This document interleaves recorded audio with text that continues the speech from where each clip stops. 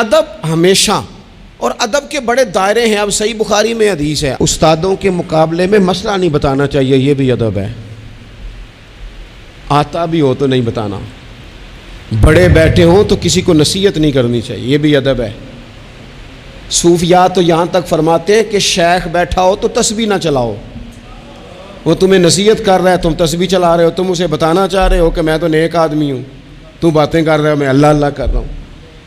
ادب کے جو معیار دین نے طے کیے ہیں ان کو آپ دیکھیں. اپنے بزرگوں کے سامنے آپ کو مسئلہ آتا بھی ہے تو نہ بتائیں، آپ ادب کا ماحول بنائیں. آپ کی طبیعت ادب والی ہو، ذوق ادب والا ہو، مزاج ادب والا ہو.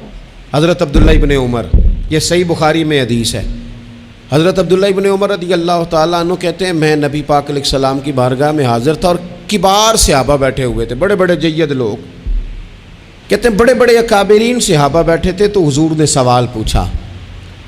نبی پاک علیہ السلام نے فرمایا بتاؤ وہ درخت کون سا ہے جس کی مثال مومن کی طرح ہے، جو پھل زیادہ دیتا ہے، محبت زیادہ کرتا ہے، کون ہے جس کی مثال مومن کی طرح؟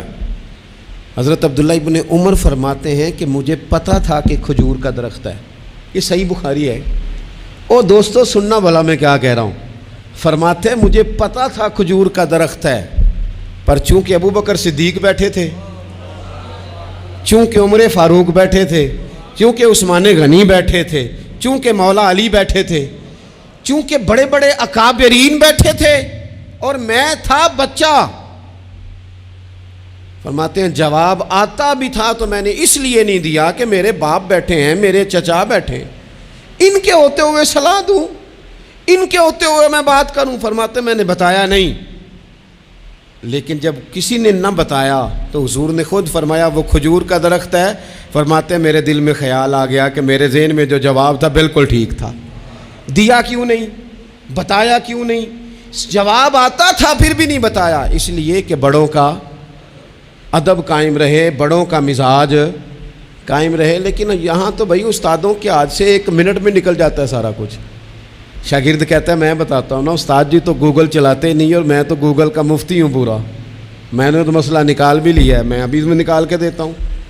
یہاں تو عبارتیں ٹھیک کرا رہے ہوتے ہیں طلباء اپنے اساتذہ کی، یہاں تو مرید کہہ رہے ہوتے ہیں کہ آپ مجھ سے رائے لیں، میں آپ کو بتاتا ہوں کہ پیری مریدی صحیح کیسے چلتی ہے، میں بتاتا ہوں. آپ اپنی زندگی میں جب آداب لے آئیں گے، جب ادب لے آئیں، اور شدید ایمرجنسی بھی ہوتی تھی نا تو صحابہ ادب نہیں بھولتے تھے. بعض اوقات ایمرجنسی میں ادب نہیں ہوتا، مطلب یہاں خدا نہ خواستہ میرے کپڑوں کو پیچھے آگ لگ جائے تو آپ کیا کہیں گے؟ پیر طریقت، راہبر شریعت، فلانا صاحب فلانا، جب تک سارے کپڑے جل جائیں. اگر ایمرجنسی ہو جائے نا، کپڑوں کو آگ لگ جائے تو کہا جاتا ہے جناب آگ لگ گئی آپ کے کپڑوں کو.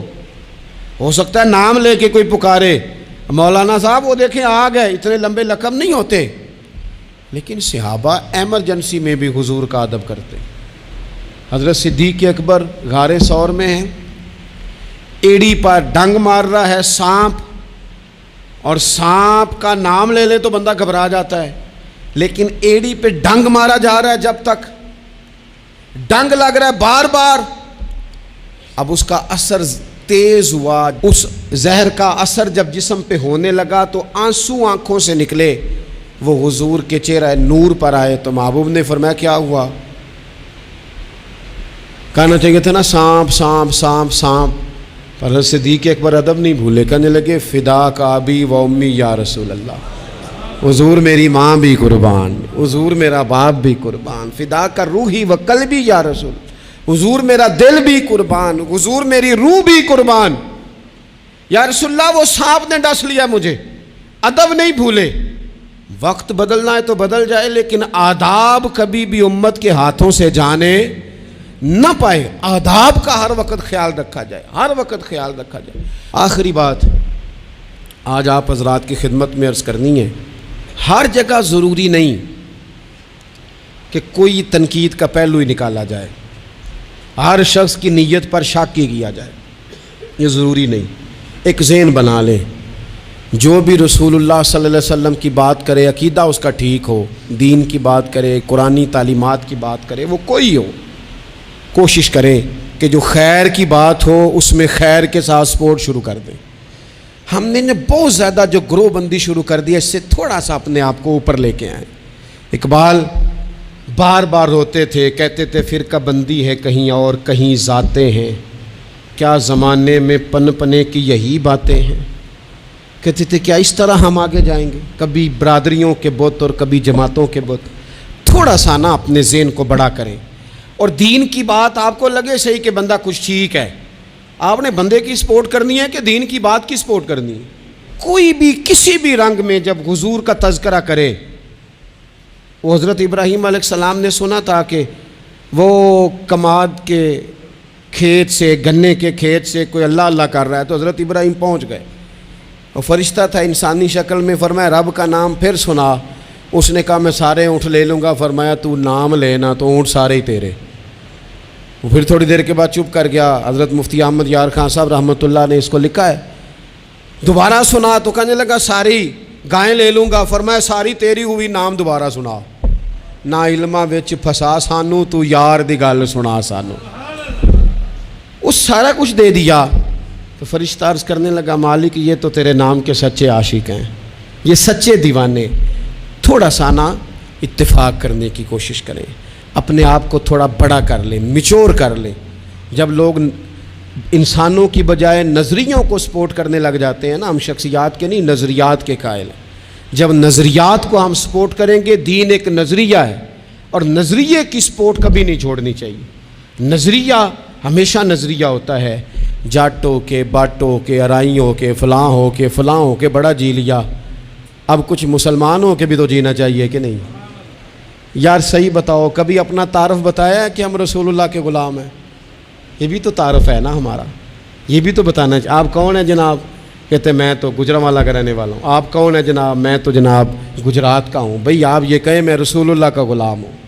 حضرت سلمان فارسی سے کسی نے کہا نام بتائیں، کہنے لگے میرا نام اسلام ہے. کہا آپ کے والد کا نام؟ کہنے لگے اسلام. کہا دادا کا نام اسلام. پوچھتا جاتا آپ اسلام بتاتے جاتے. اس نے کہا جناب یہ کیا بات ہوئی؟ فرمانے لگے میرا سارا کچھ ہی میرا دین ہے. یہیں سے بات شروع ہوتی ہے اور یہیں پہ بات ختم ہوتی ہے. کچھ کبھی کبھی حضرت سفینہ ایک صحابی ہیں، جنگل میں رستہ بھول گئے تھے تو سامنے شیر آ گیا. تو شیر نے جب منہ کھولا تو پتہ ہے حضرت سفینہ کی زبان سے کیا نکلا؟ کہنے لگے او شیر ذرا خیال کرنا میں رسول اللہ کا غلام ہوں. اس مقام پہ بھی یہی نکل رہا ہے کہ میں نبی پاک کا غلام ہوں.